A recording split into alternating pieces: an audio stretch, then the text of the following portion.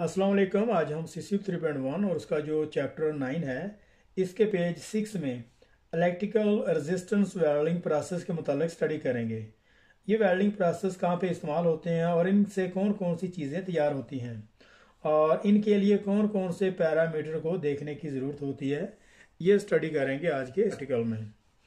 तो electrical resistance welding process का जो कोड है वह 2 है और इसी तरह से अगर उसके आगे 1 लगा देते हैं तो ये होगा स्पॉट वेल्डिंग प्रोसेस। और इसी तरह से अगर 2 है तो फिर सीम वेल्डिंग, और अगर 3 है तो प्रोजेक्शन वेल्डिंग, और 4 में फ्लैश वेल्डिंग प्रोसेस है, और इसी तरीके से 25 में रेजिस्टेंस वेल्डिंग प्रोसेस और 29 में अदर रेजिस्टेंस वेल्डिंग प्रोसेस हैं। तो रेजिस्टेंस वेल्डिंग प्रोसेस के जितने भी सब सेक्शन वेल्डिंग प्रोसेस हैं जो जिनके जो हीटिंग के जो सोर्स हैं उसी कैटेगरी में जो फॉल करते हैं वो सारे के सारे इसी टेबल में दिए हुए हैं। तो सबसे पहले अभी हम ये 2 लाइनें जो ऊपर दी हुई हैं इनको देखते हैं। The heat generated by the electric resistance between two surfaces is used to produce greater than 95% of all weld made in engineering, mainly in the resistance welding process. Mainly in the resistance spot welding process.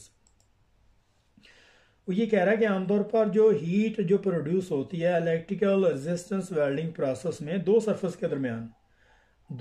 के दरमियान जो electrical resistance welding process में जो आमतौर जो heat जो बनती है वो 95% से ज़्यादा इंजीनियरिंग में वेल्डिंग के लिए इस्तेमाल होती है। और ख़ास तौर पर जब हम स्पॉट वेल्डिंग प्रोसेस जिसका कोड 21 है, जब उसको जो है वो उससे स्पॉट वेल्ड का प्रोसेस कर रहे होते हैं। तो the basic procedural parameter for the spot और सीम रेजिस्टेंस वेल्डिंग प्रोसेस आर, और जो सीम स्पॉट और सीम रेजिस्टेंस वेल्डिंग प्रोसेस के जो बेसिक प्रोसीजर पैरामीटर हैं वो ये हैं। नंबर ए में प्रेशर है और of the electrodes on the material surface, और मटेरियल की सरफेस पे जो इलेक्ट्रोड का जो प्रेशर है। और इसके अलावा नंबर बी में एम्परेज है और इसमें generally based on the material type and thickness. और इसका जो एम्परेज जो चाहिए होता है ज़्यादातर वो डिपेंड करता है कि मटेरियल कौन सा इस्तेमाल हो रहा है, उसकी थिकनेस क्या है, और वो नॉन फेरस है या फेरस मेटल, उसके हिसाब से जो है एम्परेज को सेट किया जाता है। और उसके बाद टाइम है सी में जिसमें independent time for the amperage and pressure. और यहाँ से अभी हम इसको जो है वो स्टार्ट करते हैं। It is the most common heating method use for the spot welding of the sheet materials, particularly in the automotive industry and the fabrication of the domestic product, such as the cases of the washing machines, dishwashers, cooker। यहाँ तक इसको देखते हैं।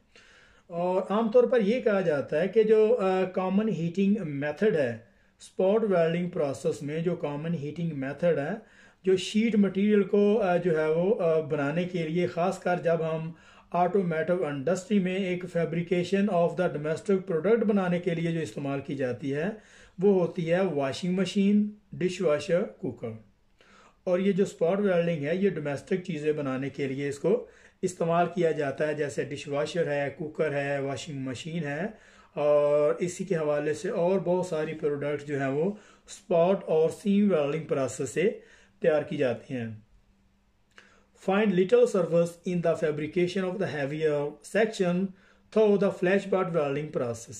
यहाँ तक और वो ये कह रहा है कि ये आमतौर पर हैवी फैब्रिकेशन इंडस्ट्री में इसको ज़्यादा इस्तेमाल नहीं किया जाता, लेकिन फ्लैश बट वेल्डिंग प्रोसेस की यहाँ पे वो बात कर रहा है कि it is serves as a welding process in the manufacturer of the longitudinal seam pipe and also to joint length of the rolled railway line in the mill prior to dispatch to the site, where they are joined into the continued rail length by the another welding process described in the group 7। वो ये कह रहा है कि जो spot welding या seam welding process है ये आमतौर पर हैवी जो फैब्रिकेशन इंडस्ट्री है उसमें इसको इस्तेमाल नहीं किया जाता, लेकिन जो फ्लैश बट वेल्डिंग प्रोसेस है इससे जो है वो वेल्डिंग प्रोसेस से बहुत सारी जो सीम्ड पाइप हैं, जो पाइप को रोल करके जिससे पाइप बनाए जाते हैं उसकी सीम को वेल्ड करने के लिए, और इसके अलावा जो पाइप है लॉन्गिट्यूडनल जो लेंथ के रुख जो मैन्युफैक्चरिंग में जो वेल्ड करने के लिए इस्तेमाल किए जाते हैं।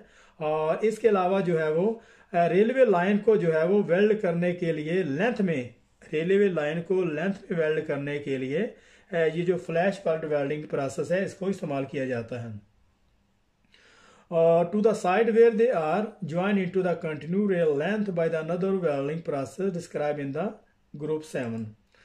वो यही बात कर रहा है कि जो फ्लैश बट वेल्डिंग प्रोसेस है इसको जो सीम पाइप जो प्लेट को रोल करके पाइप बना जाते हैं उसकी सीम को वेल्डिंग करने के लिए, और इसके अलावा पाइप की लेंथ को लंबाई के रुख जो है मैन्युफैक्चर में उसको ज्वाइन करने के लिए, और इसके अलावा जो रेलवे लेंथ है जो रेलवे लेंथ को ज्वाइन करने के लिए जो है वो इस्तेमाल किया जाता है।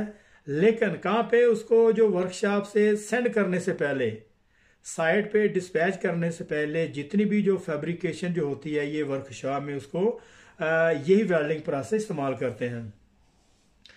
और लेकिन लेंथ के रुख वो बात कर रहा है कि वो दूसरे, जहाँ पे अगर हम साइड पे बात करते हैं तो साइड पे दूसरे वेल्डिंग प्रोसेस को इस्तेमाल किया जाता है जो वहाँ पे बहुत ज़्यादा लंबी जो रेलवे लेंथ वगैरह होती हैं उनको ज्वाइन करने के लिए।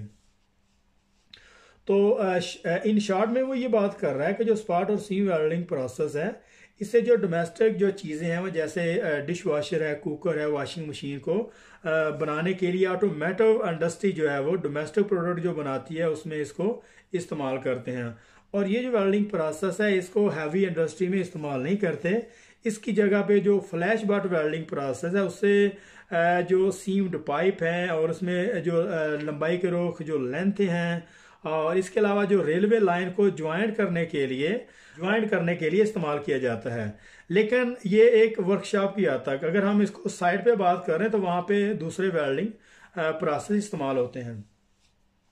The main inspection point of the conventional electrical resistance welding process. The main inspection point of the conventional electrical resistance welding process include electrode chemical composition। यहाँ तक वो ये बात कर रहा है कि आमतौर पर जो conventional electrical resistance welding process हैं उनकी जो मेन इंस्पेक्शन जो पॉइंट है उनके जो इलेक्ट्रोड की केमिकल कंपोजिशन है। As this play a critical part in the balance of the reducing wear and the maximizing reduction। वो ये कह रहा है कि इसकी जो इलेक्ट्रोड की जो केमिकल कंपोजिशन की जो इंस्पेक्शन पॉइंट है ये बहुत ज़्यादा एक क्रिटिकल पार्ट रखती है, टूटने फूटने को कम करती है, और इसमें जो कंडक्शन का जो इलेक्ट्रिकल जो गुजरने का जो एक रद्द अमल है उसको बढ़ाती है। इलेक्ट्रिकल कंडक्शन में इसका जो गुजरने का जो एक रद्द अमल है और इसके जो टूटने फूटने को जो बैलेंस है उसको कंट्रोल करती है। Pure copper is very soft metal and will where very easily. और जो प्योर कॉपर है वो बहुत सॉफ्ट मेटल की होती है और ये बहुत जल्दी टूट जाती है। Though alloying increase the hardness, it generally reduces the conductivity. Though alloy increases hardness, it greatly reduces the conductivity। वो ये बात कर रहा है जो कॉपर है वो बहुत सॉफ्ट मेटल जो होती है और ये बहुत आसानी से टूट जाती है। हाँ, अलबत्ता इसमें अलॉय को इंक्रीज करने से इसकी जो हार्डनेस है वो तो बढ़ जाती है, लेकिन इसमें से जो बिजली गुजरने का जो, तो वही बात कर रहा है कि इसमें अलॉय को इंक्रीज करने से इसकी हार्डनेस तो बढ़ जाती है, लेकिन इसमें जो इलेक्ट्रिकल जो इसकी जो बिजली है वो गुजरने का जो एक रद्द अमल है वो कम हो जाता है। As this electrode tip began to wear, the area of the contact also increased, which also has a marked effect on the welding cycle and the shape of effectiveness of the final welds and the shape and effectiveness of the final weld। यहाँ तक वो ये बात कर रहा है कि जो प्योर कॉपर है वो बहुत ज़्यादा सॉफ्ट मेटल का होता है और वो बहुत जल्द टूट जाता है। और वो ये बात कर रहा है कि जो प्योर कॉपर है वो बहुत ज़्यादा सॉफ्ट मेटल का होता है और बहुत जल्दी टूट जाता है। हाँ, अलबत्ता थो alloy increasing hardness it greatly reduce the conductivity। और हाँ, ये बात ज़रूर सही है कि अगर इसमें कुछ अलॉय अगर उसको इंक्रीज कर देते हैं तो अलॉय तो उसमें हार्डनेस तो बढ़ा देते हैं, लेकिन उसकी जो कंडक्टिविटी है उसमें से जो बिजली का गुजरने का जो रद्द अमल है वो कम हो जाता है। कॉपर में से अगर डायरेक्ट उसमें बिजली गुजारें तो वो बहुत आसानी से गुजर जाती हैं, लेकिन अगर उसमें कुछ अलाय जैसे उसको हार्ड कर देते हैं, हार्ड करने के बाद अगर उसमें से ये प्रोसेस करते हैं तो वो थोड़ा डिफिकल्ट हो जाता है। As the electrode tip began to wear, the areas of the contact also increase, which also has a marked effect on the welding cycle। यहाँ तक पहले इसको देखते हैं।